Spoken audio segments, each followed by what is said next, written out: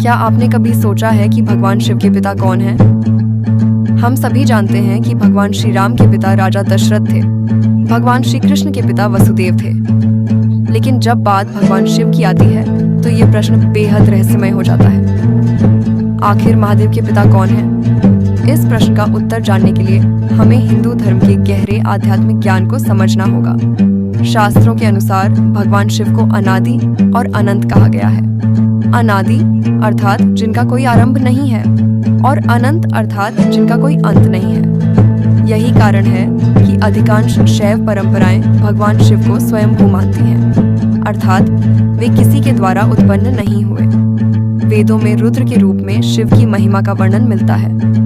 उन्हें ऐसी दिव्य शक्ति माना गया है जो संपूर्ण सृष्टि में व्याप्त है। लेकिन फिर भी लोगों के मन में प्रश्न उठता है कि यदि हर किसी का कोई न कोई जन्मदाता है तो शिव जी के पिता कौन हैं? दरअसल यहाँ पिता शब्द का अर्थ सामान्य मनुष्य की तरह नहीं है। आध्यात्मिक दृष्टि से पिता का अर्थ उस मूल स्रोत से है जिससे संपूर्ण सृष्टि की उत्पत्ति हुई। कुछ पुराणों में ब्रह्मा, विष्णु और महेश के संबंधों को अलग अलग कथाओं द्वारा समझाया गया है। कहीं शिव की महिमा सर्वोच्च बताई गई है तो कहीं विष्णु की। इन कथाओं का उद्देश्य किसी देवता को छोटा या बड़ा दिखाना नहीं, बल्कि ईश्वर के विभिन्न रूपों की महिमा बताना है। इसीलिए शास्त्रों में शिव के किसी एक निश्चित पिता का उल्लेख नहीं मिलता।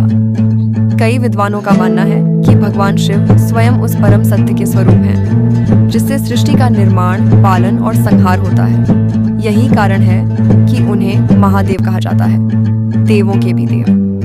दोस्तों, इस रहस्य का सार यही है कि भगवान शिव को किसी एक सांसारिक पिता से जोड़कर नहीं देखा जाता। वे जन्म और मृत्यु के बंधन से परे, अनादि और अनंत माने जाते हैं। अब मैं आपसे एक प्रश्न पूछना चाहता हूँ। आपकी राय में भगवान शिव का यह अनादि स्वरूप हमें क्या शिक्षा देता है? अपना उत्तर कमेंट में अवश्य लिखें। अगर आपको यह जानकारी पसंद आई हो तो वीडियो को लाइक करें, शेयर करें और चैनल को सब्सक्राइब करना ना भूलें। हर हर महादेव।